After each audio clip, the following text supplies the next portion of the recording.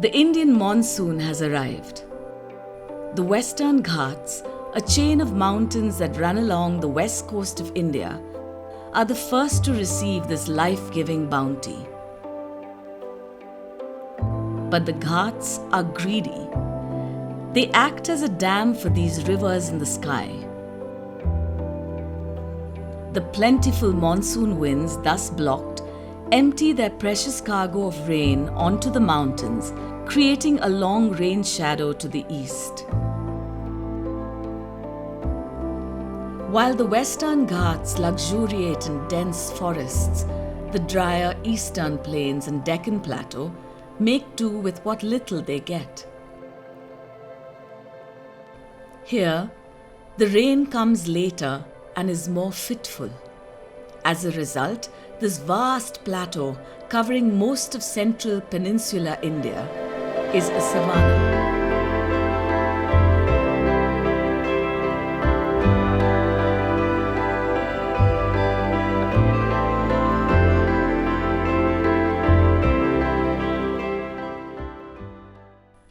A team of scientists and conservationists led by Dr. Abhi Vanak and Dr. Maria Thaker started a study to understand the threatened and fast-changing grassland ecosystems and how the species that use these landscapes adapt to human pressures and changes. They decided to focus on a set of species that are rarely studied and which we know very little about: the meso-carnivores. So a meso-carnivore is a small to medium-sized carnivore. 15 kilos or less is usually what we use to define a meso-carnivore.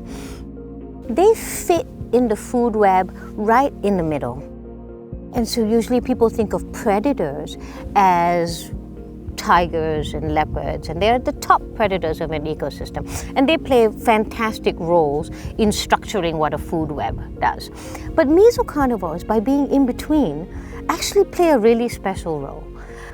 So they fill this really interesting intermediate role in a food web. So understanding what's happening at that level gives us really interesting insights as to how the food web is structured and how important it is to have so many players. If we pay close attention to where they're going and what they're doing, it actually allows us to piece together the puzzle. Now, the only way to get information like that is to track. And so to put trackers or tags on animals and follow them continuously, which means then we can watch their lives unfold and their use of the landscape unfold right in front of us. It tells us so much about this environment. The drier parts of the central Indian region are dominated by savanna grasslands. The team spent a lot of time trying to find a location that was home to a wide variety of meso-carnivores, but also had human activity.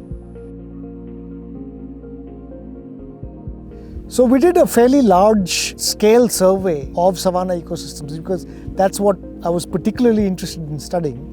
And the reason we eventually chose Baramati was it has a good mix of everything that we're looking for. It's got the grasslands, it's got rain-fed agriculture, it has irrigated agriculture, it has some industrial areas, it has human settlements. There's also poultry farms coming up all over the place. Given all of those things, this landscape was really well suited for that. Once the right set of people were identified, choosing the right set of equipment was important for the project to achieve its objectives. Two types of specialized equipment were crucial for the success of the project: traps to capture animals and collars and receivers to track them.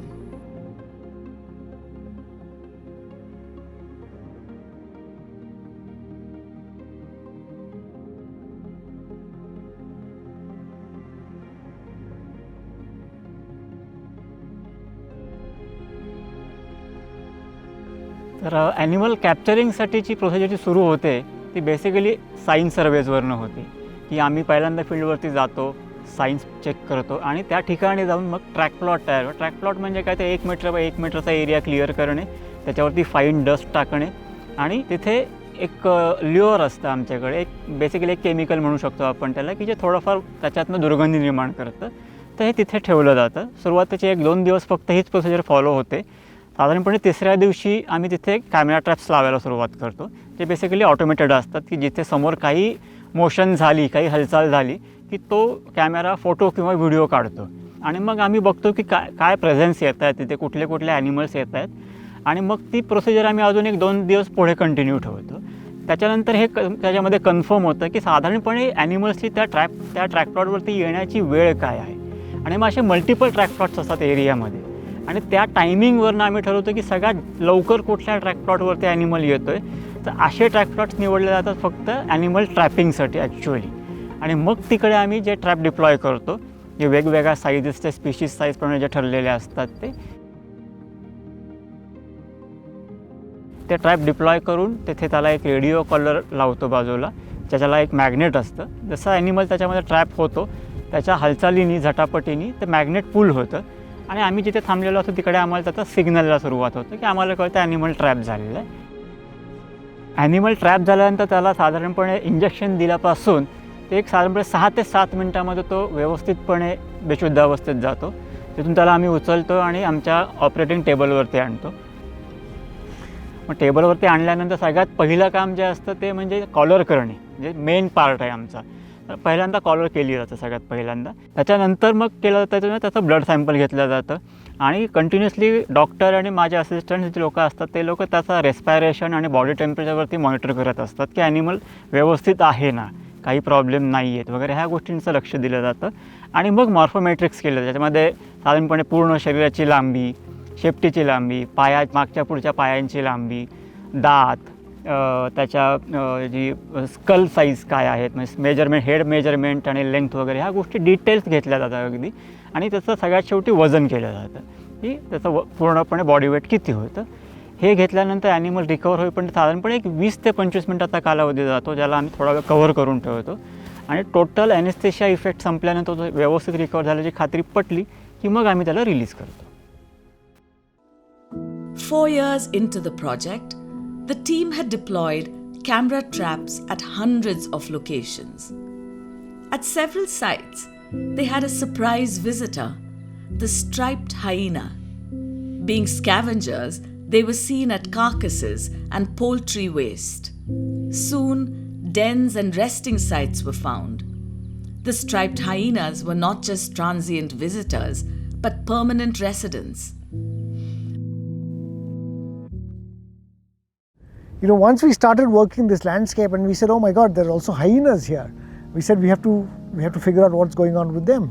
For the first year or so, we had some challenges, you know, locating areas where they would rest and finding places where we could trap them efficiently. And this is the time when I decided to get in touch with people from the Grasslands Trust, because I knew of their work. I know they'd been working in the Pune area for many years, and they've been doing good work monitoring populations of carnivores in this landscape. So we at the Grasslands Trust mainly focus on the wildlife that exists around the big cities like Pune, Nagar, Nashik, and this wildlife lives outside protected areas. Till recently, Trust's main activity has been to monitor all the large carnivores, which is mainly wolves, hyenas and leopards, around the cities where they are living in highly human-dominated landscapes. Because of their shy nature, because of the terrain, because of perfect hiding spaces that they have, it's very difficult to do this direct sighting, let alone the observations that you want to actually record or do later. This project has now completed 7 years and has seen many firsts. For the first time, high-resolution movement data on foxes, jungle cats and jackals have been captured. For the first time, a whole community of meso-carnivores have been collared in the same landscape. For the first time, such a large wildlife study has been done in a human-dominated landscape. So the data that we've obtained from this project has allowed us to really gain some incredible insights into how these animals use these landscapes.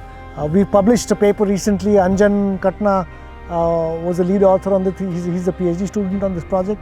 So we published a paper recently on this that for the first time describes home ranges for jungle cats globally, also generates robust home ranges for golden jackals and Indian foxes.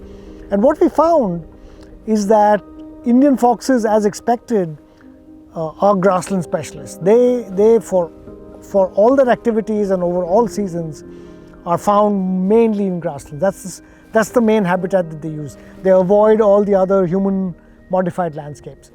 Once the grassland habitat goes, the foxes also go with them. So although they may be common now, over time, as these grassland habitats disappear, they will also disappear. The data from this project has started to paint a more complete picture of how these animals use these rapidly changing landscapes. The landscape and animals in it have started talking to us in a language we can decipher. There are clues embedded within the data that tell us how to learn to coexist with these species and how they are learning to coexist with us.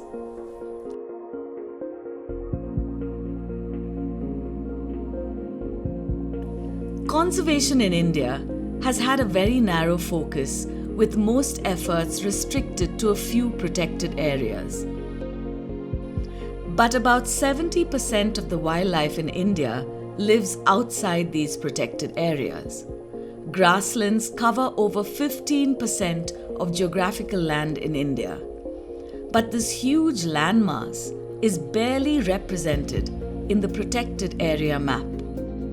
As our landscapes change rapidly, our study provides us knowledge about the thresholds beyond which some species of wildlife may not be part of our shared lives. Using this information, we are now able to provide recommendations that could inform policy on the grasslands. This can pave way for the less charismatic species that depend on these grasslands to continue to live alongside us and not become mere footnotes in the conservation history of India. One of the unfortunate legacies of the British colonial rule in India was that they imagined all of India as being forested landscapes, and that anything that was not forested was then degraded.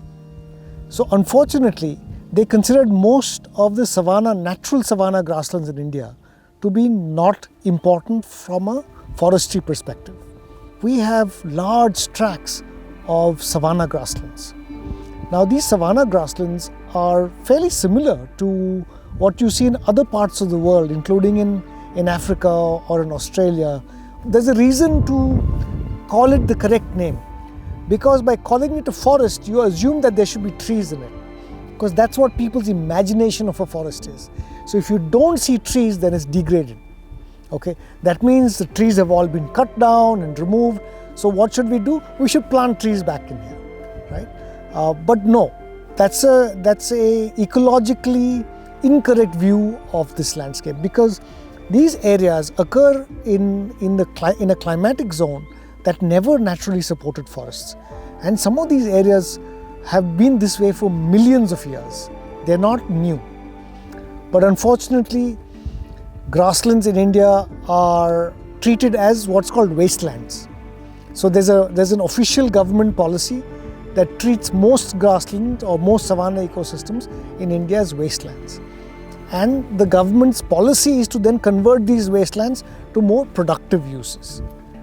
There's something published every few years called the Wasteland Atlas of India. It's published by the Ministry of Rural Development, where all these areas are classified as wastelands, and then ministries are given targets to convert wastelands to more productive uses. So we lose out on all of these habitats. I see ecological studies like ours to be a tool for education. Can you just imagine if we had school children come out to a landscape like this and be able to say that we have foxes and jackals, jungle cats, wolves, hyenas, all here in their neighborhood, right outside their classroom. Can you imagine these school children educating each other about the world they actually live in? that to me is how ecology and studies like ours can make impacts to everybody's lives. So if we're thinking about coexistence, right, which we should, because we share this planet, right? There's coexistence where we live our lives and they live their lives, like wildlife live their lives and we exist. But there's coexistence where we understand their lives and we either try to make their lives better or we know how to work our lives around their lives. And children who know about their environment, who know the animals that are being trapped and are excited about those things, are the kinds of stewards of nature that we can hope for the future.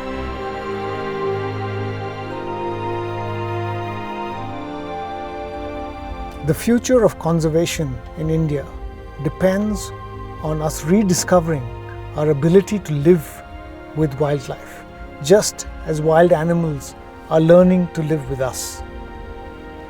Sometimes it requires fairly small changes in the way we change our landscapes to allow these animals that share these landscapes with us to continue to thrive in them.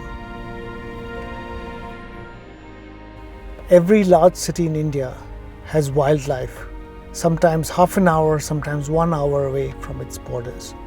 This includes large mammals such as jackals, leopards, and even elephants.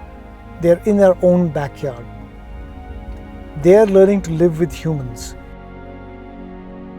It's time that we learn to live with them as well before they're lost forever.